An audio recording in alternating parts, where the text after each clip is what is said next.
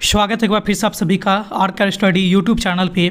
इस वीडियो के माध्यम से आप जिस टॉपिक के बारे में अध्ययन करेंगे वह टॉपिक है आपका आकलन से जुड़ा हुआ, यानी कि आकलन के जो प्रकार होते हैं, अधिगम का आकलन, अधिगम के लिए आकलन और अधिगम के रूप में आकलन। इसमें बहुत सारे बच्चे बार बार कंफ्यूज हो जाते हैं। तो आज की इस वीडियो के माध्यम से आप इन चीज़ों को बहुत ही अच्छे से एकदम क्लियर वे में समझने का कोशिश करेंगे। तो आज के इस वीडियो के माध्यम से आप किन किन चीज़ों को सीखेंगे, तो सबसे पहले आप जानेंगे कि आकलन क्या होता है, पहली बात। उसके बाद आप जानेंगे कि जो हमारा अधिगम का आकलन है उसको हम कैसे परिभाषित करेंगे, किसे कहेंगे।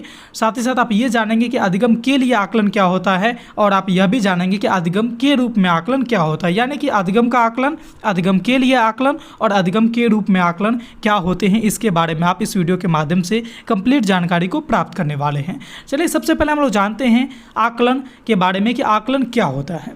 ठीक है, तो आकलन जैसा कि मैं आपको ऑलरेडी इस पर एक कंप्लीट वीडियो बना चुका हूं, अगर आप उसको नहीं देखे हैं तो आपको उस वीडियो का लिंक जो है इसी वीडियो के डिस्क्रिप्शन में आपको उसका लिंक मिल जाएगा, आप वहां से देख करके उस वीडियो पर पहुंच सकते हैं।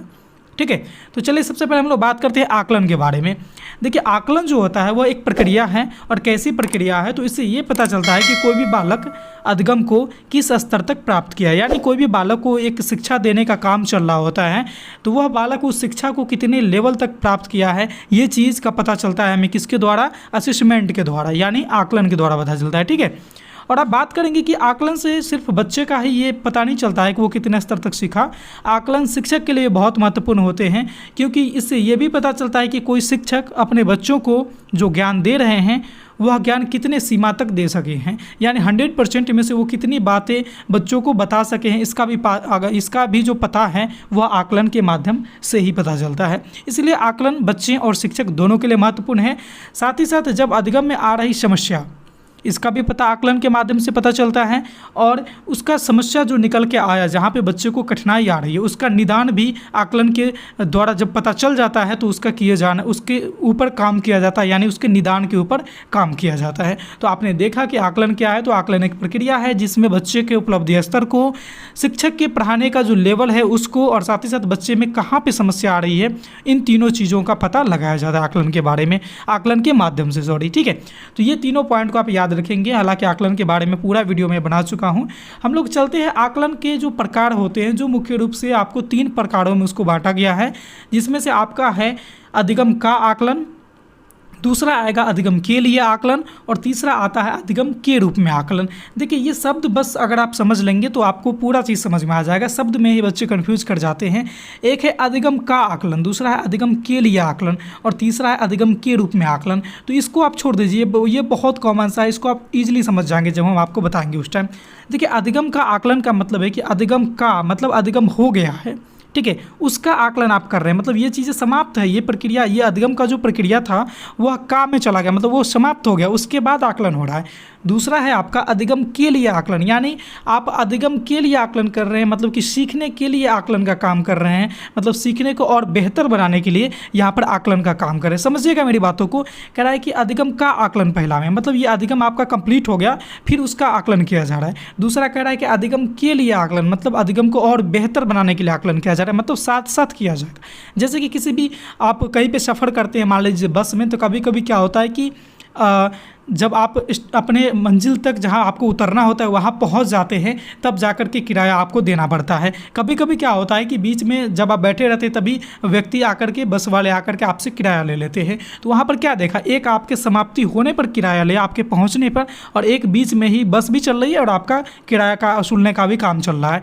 तो यहाँ पर वही चीज़ समझिएगा कि एक आपका मूल्यांकन जो होगा, यानी आकलन जो होगा, वह अधिगम का, यानी अधिगम समाप्त होने पर, जिसको कहेंगे अधिगम का आकलन, और दूसरा होगा अधिगम के लिए, यानी कि सीखने को और बेहतर बनाने के लिए, यानी ये साथ साथ होंगे। तो चलिए इसको और भी अच्छे से हम लोग जानते हैं, एक एक करके पढ़ेंगे तो आपको अच्छे से समझ में आ जाएगी।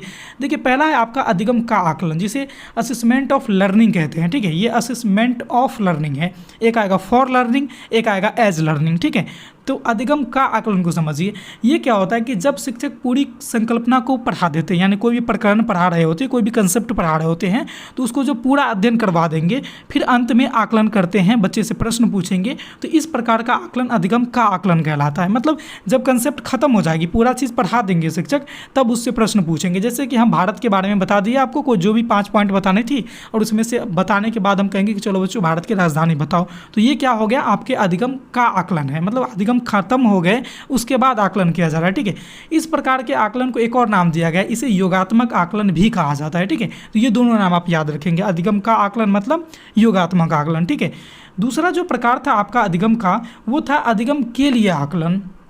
इससे पहले आपने अधिगम का आकलन देखा, यहाँ पर आप देख रहे हैं अधिगम के लिए आकलन, यानी इसमें जो शिक्षक पढ़ा रहे होते हैं, तो पढ़ाई के दौरान ही बच्चे से बीच बीच में कुछ कुछ प्रश्न पूछते हैं, क्योंकि अधिगम को और बेहतर बनाया जाना है, ठीक है। यानी बच्चे जहाँ पर समझ नहीं रहे हैं, वहाँ पर उस चीज़ का पता लगाया जा रहा है पढ़ाई के दौरान ही, और जब पता लग जाता है कि कठिनाई कहाँ पर है, तो शिक्षक फिर उसके दूर करने का भी उपाय उसी समय ढूंढते हैं। तो यहाँ पर आप देखिएगा 2 चीज़ें आपको समझ में आएगी। पहली बात तो यहाँ पर शिक्षक पढ़ाते पढ़ाते बीच में बच्चों से प्रश्न पूछ देते हैं, और साथ ही साथ जब बच्चे प्रश्न नहीं करते हैं, तो इससे उनको ये पता चल जाता है कि बच्चे कहाँ पर उनको कठिनाई आ रही है बच्चे को समझने में, तो उनको ये बातें पता चल जाती है कठिनाई का। फिर शिक्षक क्या करते हैं कि उसी दरमियान, यानी पढ़ाई के साथ साथ ही उसको एक कठिनाई को भी दूर करने का प्रयास करते हैं। तो इस प्रकार के जो आकलन होते हैं, इसका भी कुछ नाम दिया गया है। जैसे इस प्रकार के आकलन का जो नाम है, उसको दिया गया है रचनात्मक आकलन, और साथ ही साथ निदानात्मक आकलन। तो रचनात्मक आकलन इसी को कहेंगे, निदानात्मक जैसे कि निदान किया जा रहा है, मतलब इसमें जो समस्या आई उसको शिक्षण के साथ साथ ही निदान किया जा रहा है शिक्षक के द्वारा, इसलिए इसका एक और नाम दिया गया है निदानात्मक आकलन, ठीक है। तो ये तीनों पॉइंट को आप याद रखेंगे, ये भी पॉइंट आपका क्लियर हो गया। अधिगम के लिए आकलन वाला भी, अधिगम का आकलन आपने देख लिया, अधिगम के लिए आकलन आपने देख लिया। अब जो नेक्स्ट पॉइंट है, नेक्स्ट जो प्रकार है अधिगम का के आकलन का के रूप में, वह है आपका अधिगम के रूप में आकलन। देखिए ये कोई बहुत खास नहीं है, बस सिंपल इसमें आपको याद रखना है कि इसको हम लोग स्व आकलन कहेंगे। यानी इसमें जो बच्चे आकलन करेंगे, इसमें शिक्षक उसको आकलन नहीं लेंगे, बच्चे खुद से, होता है ना कि कभी कभी हम दूसरे को देखते हैं कि वो कैसे किया, फिर हम कहाँ पे गलती कर लिए, तो वो ऐसे सही किया, मतलब वहाँ पे हम भी इस तरह से बनाएंगे, सवाल को हल करेंगे तो हमारा भी सही हो जाएगा। कभी कभी बच्चे ऐसे भी सीखता है। तो इसमें क्या होता है कि बच्चे अपना आकलन स्वयं करते हैं कि मैंने गलती कहाँ पर किया, पीछे उलट के देखते हैं, ठीक है। और इससे क्या होता है कि उसके अधिगम का जो लेवल है वो धीरे धीरे ऊपर की तरफ बढ़ता है। तो ये ऊपर की तरफ बढ़ रहा है अधिगम का लेवल, वो क्यों? क्योंकि आकलन वो बच्चे देख रहा है, हम गलतियाँ कहाँ कर रहे हैं, उससे फिर वो सीख रहा है। तो इस प्रकार के जो आकलन है, इसको कहा जाता है स्व आकलन, यानी अंग्रेजी में सेल्फ असेसमेंट कहा जाता है। तो आपने 3 तरह का आकलन देखा, एक हम लोग यहाँ पे बॉक्स के माध्यम से समझते हैं। पहला देखा आपने अधिगम का आकलन, यानी कि इसको कहेंगे योगात्मक आकलन, जो आपके पढ़ाई के खत्म होने के बाद किया जाता है, यानी हम कह सकते हैं कि सत्र की समाप्ति के बाद जो आपका आकलन होगा वो आएगा योगात्मक आकलन में, यानी उसे हम लोग अधिगम का आकलन कहेंगे। दूसरा आएगा अधिगम के लिए आकलन, यानी इसको याद रखिए कि अधिगम को बेहतर बनाने के लिए ये आकलन किया जा रहा है। मतलब क्या है कि ये पढ़ाई के दौरान ही किया जाएगा, और इसमें जो समस्या आएगी उसका शिक्षक निदान भी करते हैं, इसलिए इसको निदानात्मक आकलन भी कहा गया है और रचनात्मक आकलन भी कहा गया है, ठीक है। और तीसरा जो प्रकार था वह था अधिगम के रूप में आकलन, इसमें बच्चे स्वयं आकलन करते हैं, इसीलिए इसका नाम रख दिया गया है स्व आकलन, यानी कि सेल्फ असेसमेंट। तो ये तीनों आप, ये जो आपको दिख रहा होगा यहाँ पे बॉक्स में, इसको आप याद रखिएगा, इससे बहुत सारे क्वेश्चन बनते हैं, इसको आप याद रखिएगा, आपको बहुत सारे हेल्प मिलने वाले हैं आगे जब आपके एग्जाम होंगे उस टाइम में। तो इस तरह से आपने देखा आकलन के बारे में, कि आकलन के प्रकार के बारे में देखा, अधिगम का आकलन, अधिगम के लिए आकलन और अधिगम के रूप में आकलन। तो तीनों प्रकार को आपने देखा और बहुत ही अच्छे से समझ लिया। मुझे उम्मीद है कि आपको यह वीडियो अच्छे से समझ में आ गई होगी। अगर किसी तरह की समस्या है तो आप हमें कमेंट के माध्यम से ज़रूर सूचित करेंगे। अगर वीडियो अच्छी लगी, हर चीज़ समझ में आ गई, तो फिर अब ये बातें भी आप हमें कमेंट के माध्यम से अपना फीडबैक ज़रूर देंगे। अगर आप हमारे चैनल पर पहली बार आए हैं तो चैनल को सब्सक्राइब करके बेल वाला आइकन को भी प्रेस कर ही लीजिएगा, ताकि इस तरह के जब कभी भी रोचक, यूजफुल, महत्वपूर्ण वीडियो मैं अपलोड करूं तो उसका नोटिफिकेशन सबसे पहले आप तक पहुंच जाए। तो इस वीडियो में बस इतना ही था, फिर मिलते हैं अगले वीडियो में नए टॉपिक के साथ। तब तक ले देखते रहिए हमारे चैनल आरके स्टडी को। धन्यवाद।